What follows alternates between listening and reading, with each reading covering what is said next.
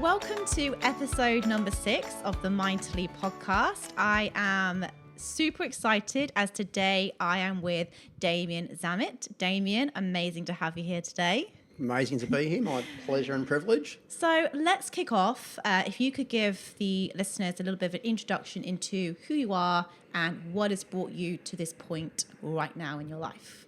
Sure. I'm one of those people that loves hanging out at airports. I'm fascinated by human beings. I look at a person immediately, I want to know their story. I want to connect with them on a real level. So, you know, that concept of sitting around and looking at people and wondering, like, where are they going in their lives? Where have they been? I guess when you do a lot of travel, you're just trying to find ways to gamify your life, make it a bit more fun. So I've just been fascinated by humans my whole life pretty much. And so it's led me to lots of training, lots of mentoring, lots of now, you know, working in change management, and it just continues. And I think what's so fascinating about it is every single year as we get a bit older, you realise you know less about yourself and the world and the other people in it than you did the year before, and it should be the other way around. Yeah, amazing. So that's really interesting. So hanging out in airports, obviously I guess you've done quite a bit of travel then in your life. Why the fascination? Where do you think that comes from? I think when you start to dig deep, like if you can get to a networking event, and I love to ask people a question like, you know, look, tell me what's your gift to the world, or what makes your heart sing, or, you know, what do you do when you're not at work? Like, how do you to get to what's really happening? You realise that people have so much going on in their lives outside of their job, and when you're out somewhere and it's like, oh, so tell me, what do you do? And it's like, oh, I'm a HR specialist. I'm like, no, but what do you do? Like, who are you to your family and to your friends? And it's that connection. I think that's where life starts. That's where life really starts. And so as you get older, for me personally, it's become more important to, you get a few moments, we're all so busy, to be able to connect at a real level, and suddenly you're having real conversations that become life-changing. It changes the way you actually live your life, and it changes the experience for people around you. I completely agree, and that's actually one of the many reasons why I started the podcast, because I agree. I think we're having a lot of superficial conversations, and it's all about taking people that we might know a little bit online, offline, and really getting to know them on that deeper level. So you asked, when you sort of go to these networking events, what's the sort of typical response that you get? So say you say, you know, who are you? What would you get as an answer to that, as an example? I'm the person that creates the fun table at weddings. Yeah, okay. I'm that person. I'm the person at school that people would come and lean on when they needed to get a bit of advice. Like, of course, it depends how late in the night, what type of function it is, how much alcohol's involved. Yeah. But often I find people want to open up and they want to have fun conversations. Like, how many times can you say at an event, I do this, and do your 10-second pitch? Like, I want to look someone in the eye and communicate to them that this moment in my life is the only moment that matters, and this conversation is all that matters to me right now. And as soon as someone feels that, it just seems to shift the dynamic. And so when you get a room full of people doing that, be it in a training session, be it in a program, it shifts everything. Yeah, I completely agree. So in terms of then where you are in your life right now, so let's talk a little bit about, you mentioned change management. So that ties in really nicely with that whole human interest in human beings. Have you always been a change manager, or what are you sort of doing right now in your life and in your business? So I decided at the end of last year, having spent 2 years having to completely learn how to rebuild a human, that I decided I'd by default become a bit of a human engineer, and that came about through, you know, illness, which we might get into later, or we may not, but, you know, sitting in with lots of experts and doctors and psychologists and them trying to talk about concepts of, be it, you know, cognitive behavioural therapies, and saying we don't really need that because you understand this. And so I'm going to see all these experts and finding out, okay, I'm paying $500 an hour to then tell this professional little bits about, you know, burnout and various things that they don't actually understand. So I'm like, okay, well, how does this all piece together to be something of value to the broader community? So at this point in my life, looking at, you know, how does the corporate world value from that? You know, we've my experience in, in building startups and building businesses, there's a real bravado attached to, if I tell you that I work 18 hours a day, then, you want to trump me with 19 hours a day. And you go to, we're visiting different startup communities around the world and incubators, and, you've got things like startup weekends and build a business in one weekend. Next, it's going to be startup day, launch a business in 1 hour. We're going faster and faster and faster. And somehow it became this unwritten law that you don't ever mention the words, I'm tired. Yeah. You don't actually be honest with the people around you, be it a partner, be it a business partner in a relationship. And so, that's what I want to focus on right now. I feel like that's, my experience has become a gift to the world, and that's what I want to start to open up those channels and have some real conversations around that. Okay, wow. So let's go into that a bit more, because I think that you just touched upon something that I'm extremely passionate as well. I think there's a lot of people who give busy a badge of honor, and they don't want to admit that they're tired or they're struggling, or perhaps they just don't want to get out of bed one day. I think that it's very go. It's very hustle. It's sleep when you're dead, and all these terms that are just thrown around. I think they're doing more damage than they are good. So you mentioned there to rebuild a human. Was that yourself that you had to rebuild? Yeah, look, I'd had years in that treadmill, and I think the danger is that there's a really beautiful piece of adrenaline that's attached to when things are slightly chaotic, just a little bit of just on the edge of that comfort zone. It's a great space to be. And when you're looking in front and you're thinking to yourself, I've got no idea how I'm going to get through this. This is insane. I've bitten off more than I can chew. Like there's something quite fun about that, because we have such a short time, to live and exist in this reality. But what happened was I just got caught up in that treadmill of, you're told, like you read Elon Musk and you've got to out hustle. You've got to, he's sleeping next to his desk if it's on. If the job's on, I'll sleep for an hour. So you're constantly trying to out hustle and out maneuver, and just had a succession of health issues where essentially I just ended up in a hospital overseas. We're on a trade mission. There were 6 companies overseas looking at exporting, and woke up and knew something was really wrong. And I remember texting my business partner and saying, I think I'm going to die alone in a hotel room. Whoa. And can you preserve my badge of honour, tell people that there was a big party here or something. I just didn't. It was influenza, and you jump online and you see these people dying, in Asia at the time. So it became a kind of a self-imposed, break of nearly 2 years. Wow. Okay. So on the journey up until that point, then, where you obviously just what actually happened? So you woke up and you just fell like off, or what was sort of going on? It was the third or fourth time, and I'd had a couple of friends flag that I was falling behind, and yourself, you start to get the first signs. Of course, you get frustrated with the people around you, which is just mirroring how you're feeling. You're falling further behind, and then your level of, in my case, the level of self-loathing starts to increase, because the people that are closest to you, the ones that you love and respect the most, and you're letting those people down, so you get more frustrated, and you emulate that. It's that energy that's coming out of you. It's actually what's happening inside you. But I'd had a few instances of being in hospital with things like viral meningitis and having a room full of doctors staring at me, and you look in their eyes and you can see fear, and you're like, that's not a good sign. And so it happened a few times, and eventually sort of push came to shove where people close to me said, look, you need to take a break. But in my head I was like, we just had this trade mission going. There was another trip coming a couple of months after. I'm like, okay, I just need to get through these 2 trips, and then I'll take a break. I'll just get through this. I've just got to just push for 3 more months, and it'll be okay. And then it wasn't.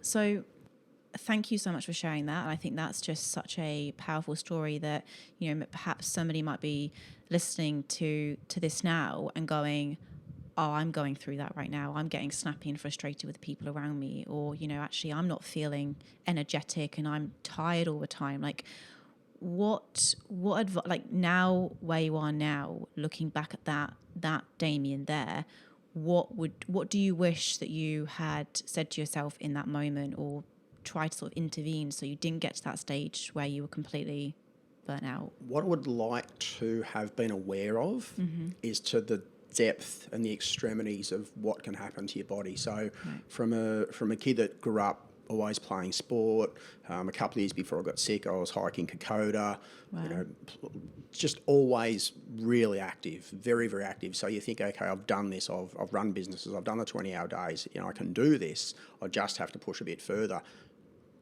To a couple of months later, being incapable of getting up and going to the kitchen. It got to the point where I had live-in carers, like full-time live-in carers, because I could not actually get up. Wow. So if someone had made me understand that that was a real danger, a real possibility, and it was only highlighted through what was happening to me mentally. I would be coming back from trips, and then, the guys would say, how did the meeting with Georgie go? And I'm like, who's Georgie? Like, you just did the podcast last week, you flew out there for it. And I'm looking in my calendar, then looking back to go, okay, what meetings did I have last week? Or sitting in meetings, doing notes in the phone so that I could record people's names immediately and not forget them a few minutes after the meeting. So that's what happened first before the physical side. But I suppose the message and what I'm wanting people to understand now is that the dangers are so much greater than you can possibly realise, because you only see people when they're up and about. You don't see them when they're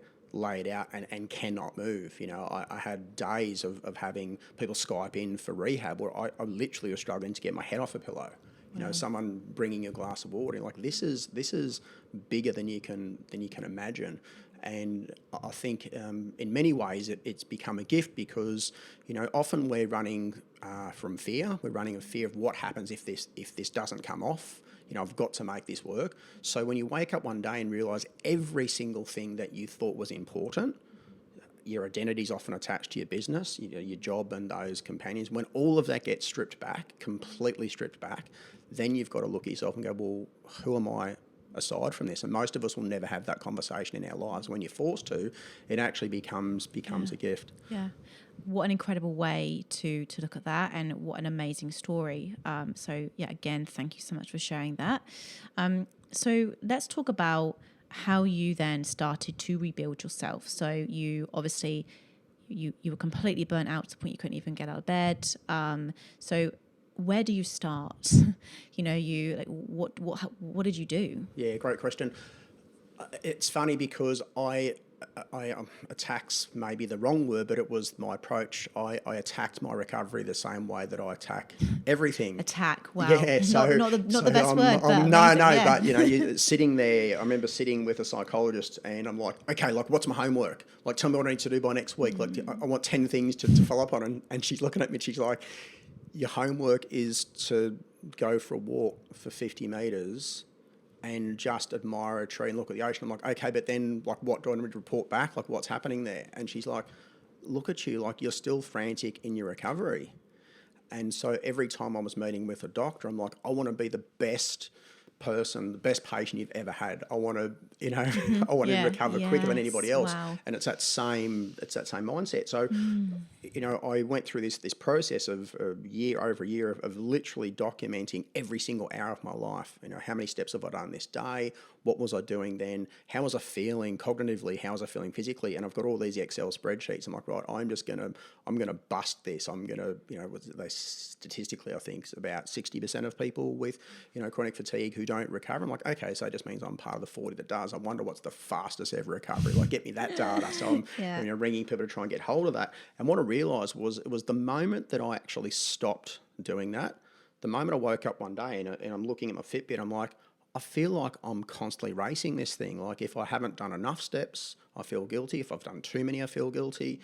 If I haven't read enough, if there's always something that's still empty. And so it was just, I don't know how it occurred, but one day I just woke up and went, wow, like, the trust between my mind and my body has been broken.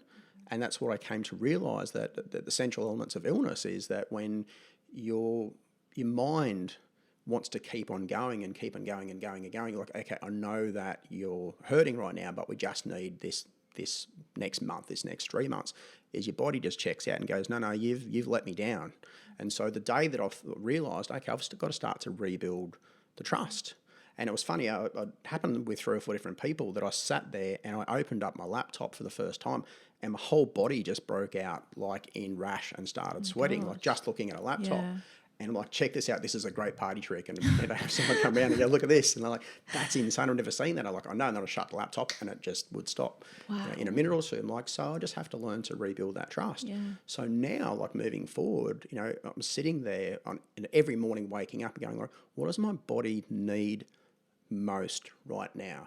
What is it that's going to nurture my mind and nurture my body? And as a consequence, ended up over the course of 6 or 12 months, losing about 9 kilos, getting emotionally, psychologically healthier and happier than I'd ever been, just through actually stepping away from technology and stepping away from KPIs for a while and actually getting in touch with your intuition. So I guess the 2 big takeaways that's really important is, if you're feeling that way now, like, you don't see what happens behind closed doors. But, what I can say with absolute certainty is that the dangers are far bigger than anyone's talking about.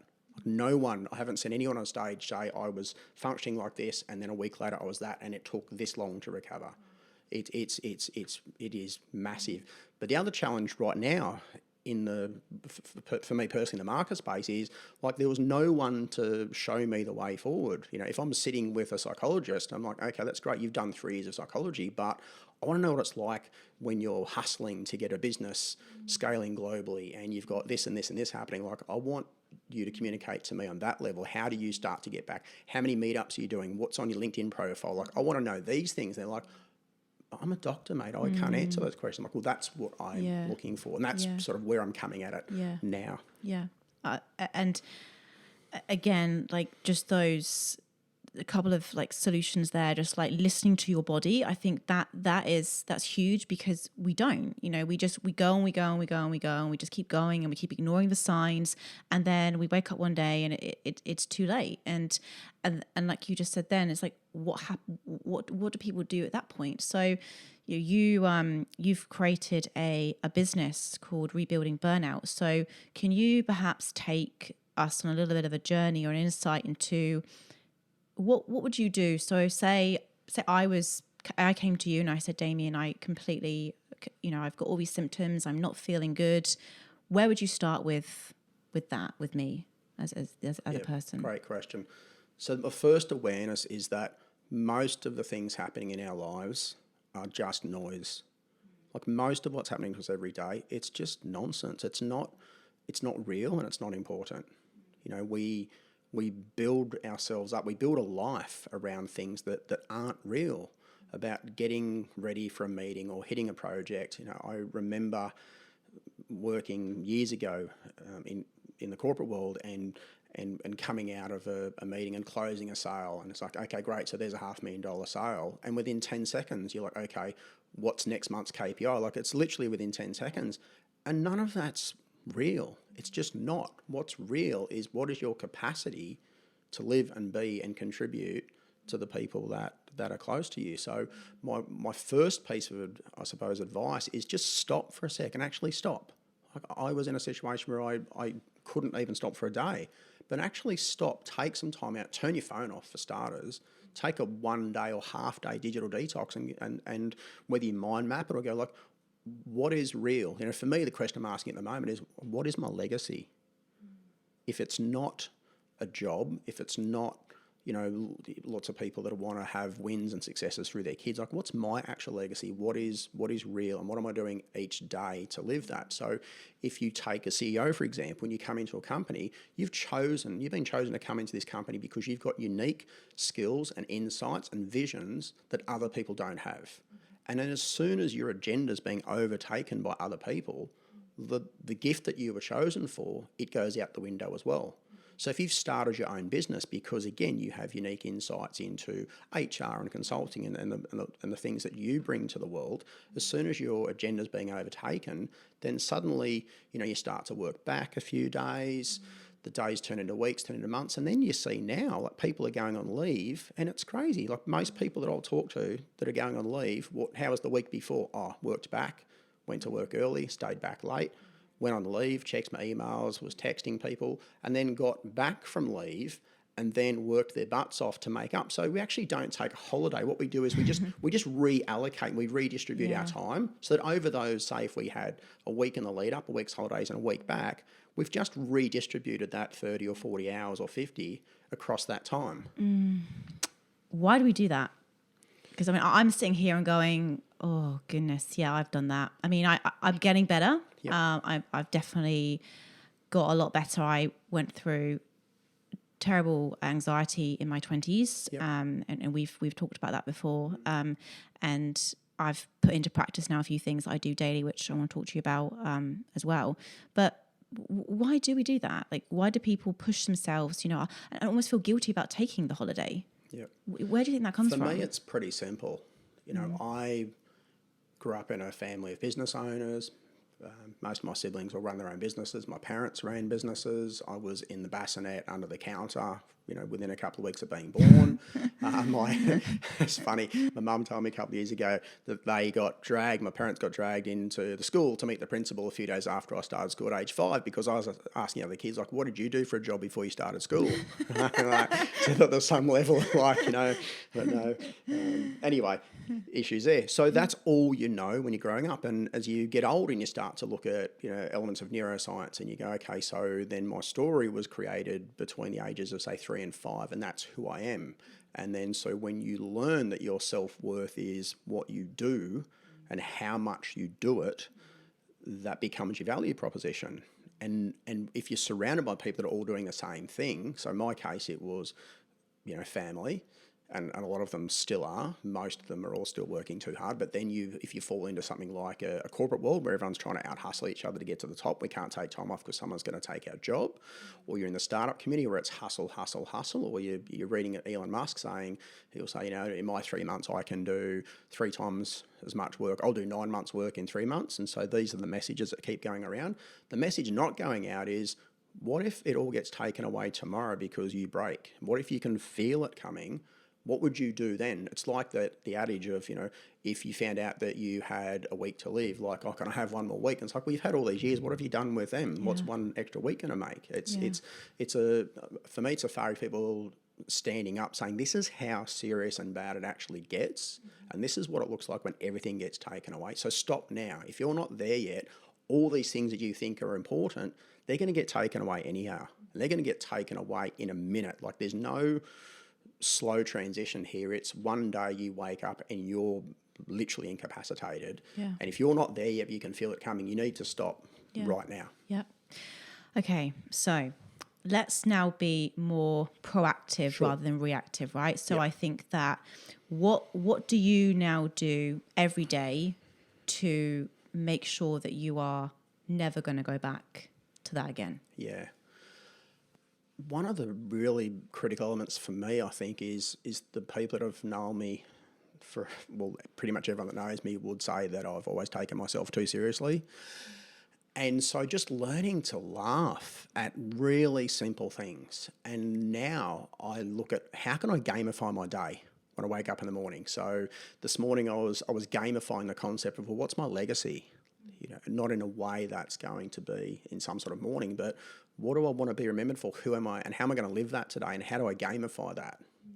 And so that's I think a really important element is to, when you've got the chance to stop and laugh at something silly, like absolutely embrace that.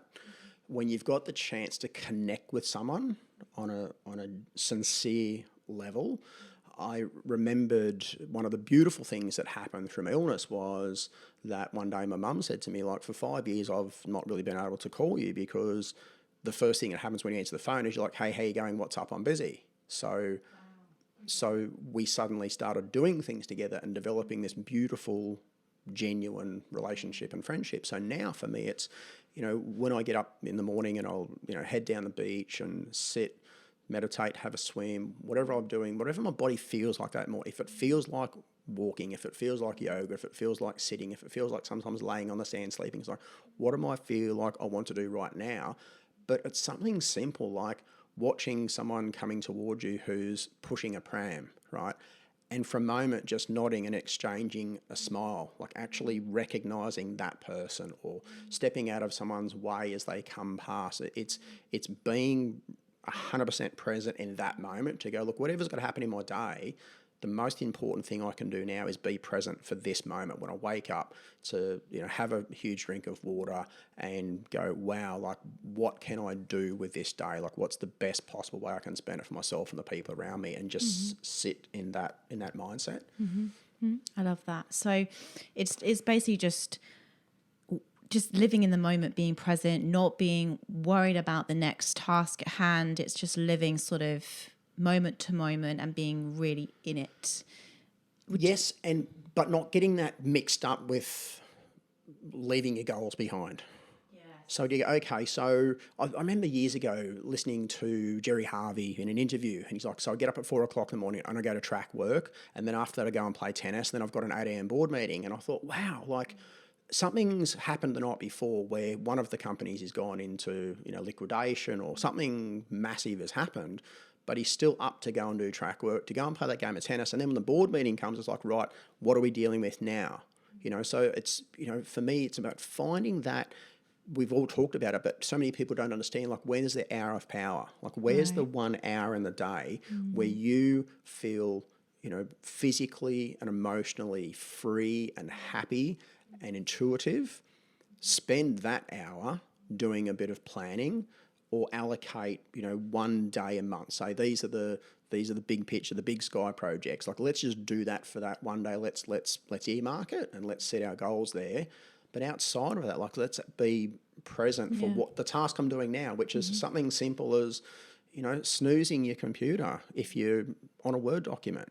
Like, so many things where you can just stop and be present, so that we're not continuously throwing additional information at our brains. Simple things like knowing what you're going to have for dinner each night. So you're not standing in a supermarket going, what do I feel like right now? Because if I'm standing anywhere thinking, I want to be thinking about what's possible. Like, what is it that can I achieve that other people haven't been able to obtain? What can I contribute in a meaningful way? Not which vegetables do I feel like tonight? Yeah. Like, it's highest level, best purpose thinking. And so, I've just had to spend 2 years putting that all together in a number of elements of mind and body to come up with a blueprint now. And for me, it's been magical. It's been a gift. Yeah, amazing. And again, thank you for sort of sharing those sort of tips and things with people. I think, I guess it's eliminating as many decisions. I think there's so many decisions that we make before we even open our eyes. Like, what am I wearing today?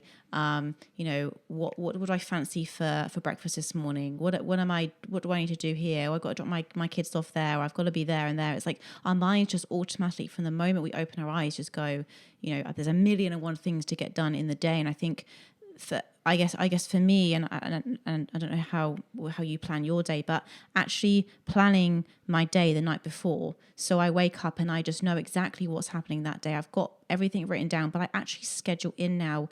The first hour to 2 hours is completely for me, and I wake up and I go to the beach or go for my walk, and sometimes I'll just sit with a coffee and I'll just look at the waves, and it's just incredible, Or when I was in Melbourne, I used to, when I was commute, just listening to a really good podcast on the way in, and just mind feed, just get that goodness into me, and it just set me up for the rest of the day. But I think I was in Melbourne recently, and I just sort of looked around and I just saw so many people on their phones and just technology and texting. And I just think we're just constantly around so many different distractions and things happening. So, I mean, a little bit different up on the coast, which is beautiful. And it's part of the reason why I wanted to move up here, is just to kind of take a bit of a breath and slow down a little bit. So, for those busy people who perhaps, don't feel like they don't have the time to allocate time for themselves, what would you say to them? So there's a couple. I just want to backtrack a second, because you mentioned something that's very important, which again is something that's not discussed very often. Is this,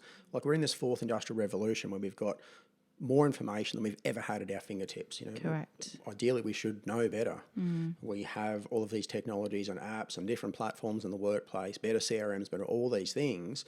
And you go, but then how did people do business 20, 30 years ago that didn't have a computer in their office? How did companies ever function? How did anything ever work? Okay. So what's fascinating to me now is looking at, and I've spent years looking at statistics around the world for levels of depression, anxiety, suicide, medications that continue to rise. But if our technology is improving, all of those things should be in rapid decline, and they're not. So that being recognised and said, like, clearly something's wrong.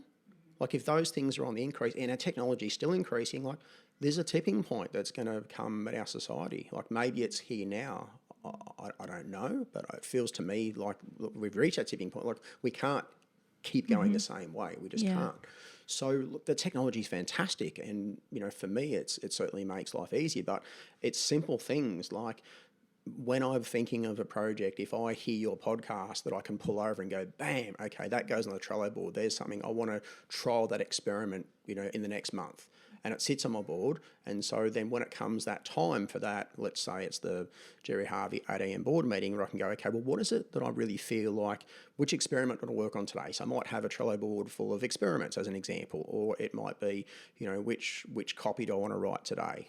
Having it there, but as soon as it comes to my mind, being able to get it out of my head and somewhere where I know I can access it, so that's done straight away. So I think that's the critical element, is that when you're waking up in the morning, for me, there is no feeling of fear or of urgency or anxiety, because anything that has come to my mind, it's already been parked somewhere, and I know that I can attend to it at the right time. So the critical element is, I don't want to wake up looking at news feeds, looking at bad news stories. That first, for me, it's over 90 minutes of the day, but the day will start at 4:30 or 5, and to really honestly wake up each day and say, how can I live this day to my best ability, to serve not just myself but the people around me, and what does that feel like? Again, if it's physical movement, if it's whatever it might be, but being so present for that first 60 minutes and being conscious of, as opposed to,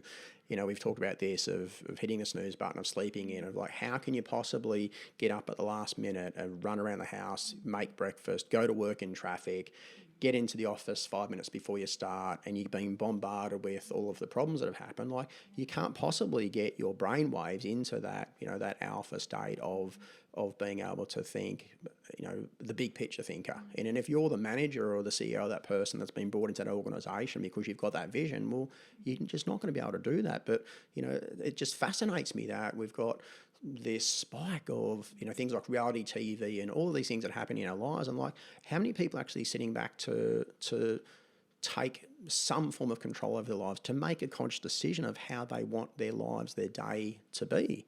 And so what, for me was really powerful when I talked about, lining up the Excel spreadsheets and having all this data that became overwhelming. I'm like, what would happen if I just actually stopped and focused on winning the day?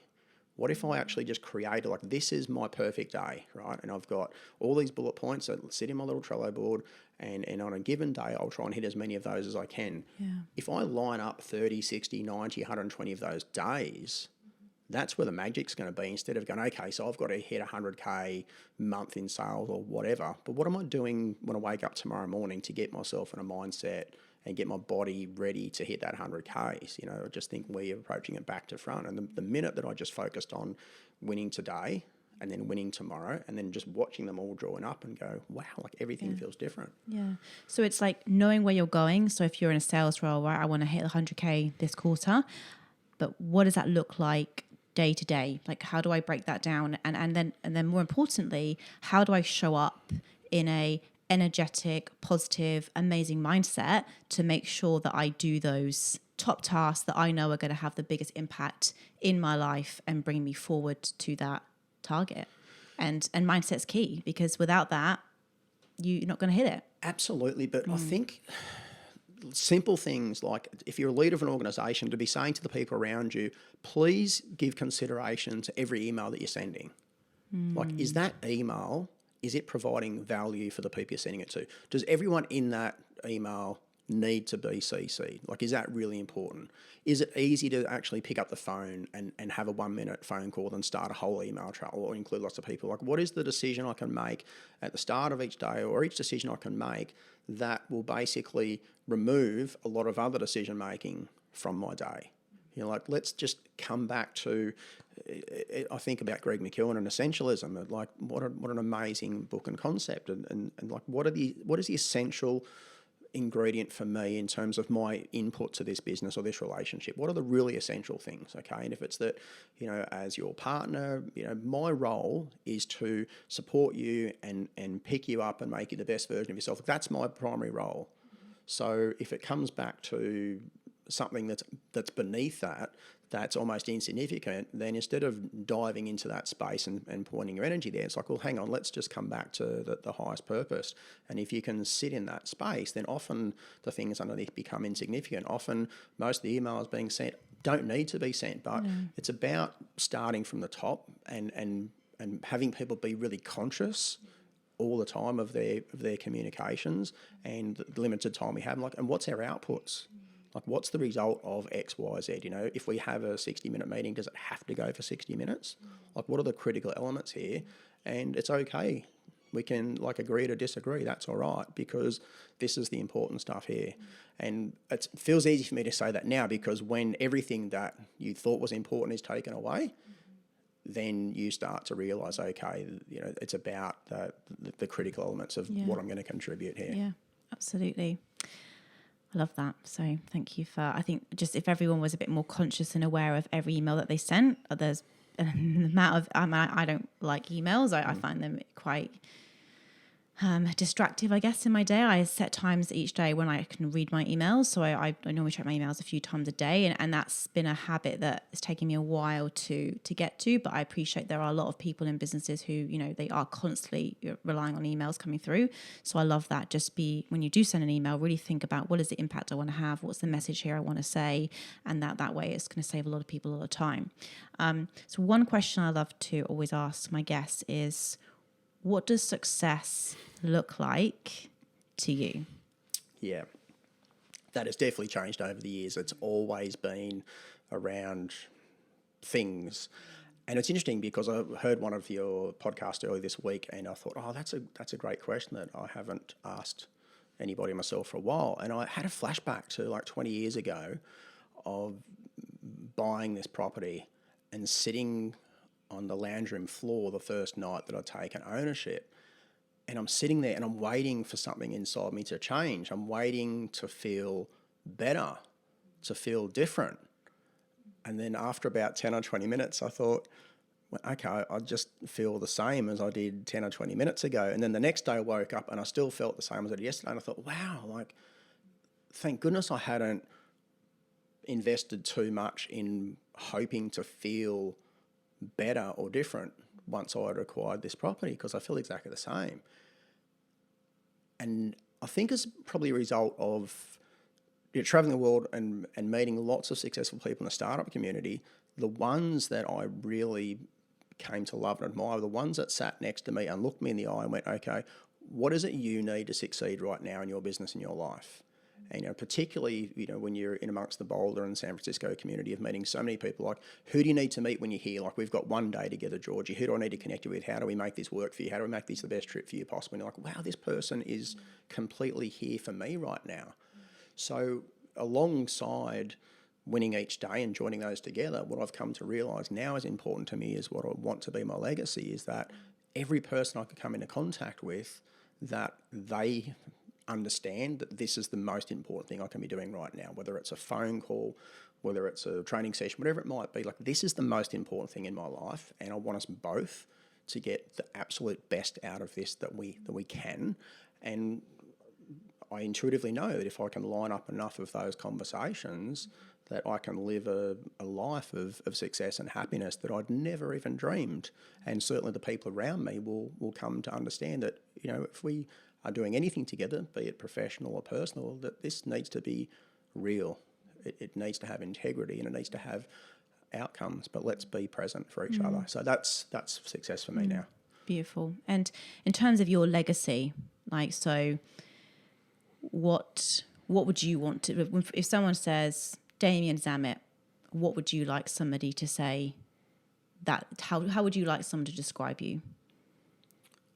As the person that they knew would show up for them. Amazing. Damien, I have just found this conversation actually incredible, and you've said so many beautiful things, and I've just so many key takeaways. And I just think that it's a topic of conversation that really needs to be talked about, and it's nothing to be embarrassed or ashamed about, or, you know, I think there's so many people that will be listening right now that will identify so much with what you've just said. So if people want to find out more about you, where do they go? Yeah, LinkedIn is a LinkedIn profile for Damian Zammit. There's rebuildingburnout.com. You'll find information there. Hit me up, give me a call. I'd love to have a conversation first and foremost about how I might be able to lend value. And even if it's just a conversation about where people are at, that would be fantastic for me, just to know that I can add some value. Yeah, beautiful.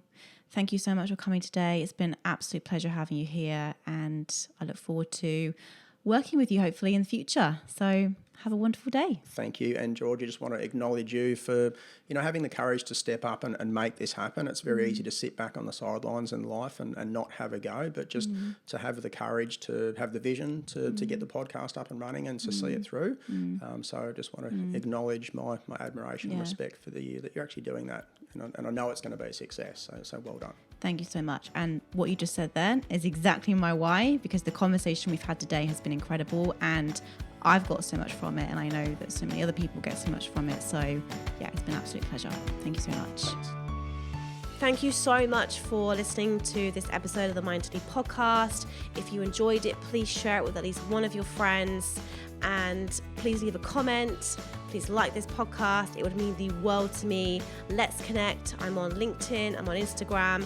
Georgie Hubbard on LinkedIn. Georgie L. Hubbard on Instagram. I hope you have a beautiful day. I look forward to bringing you lots more content, lots more value, and I look forward to speaking to you again soon.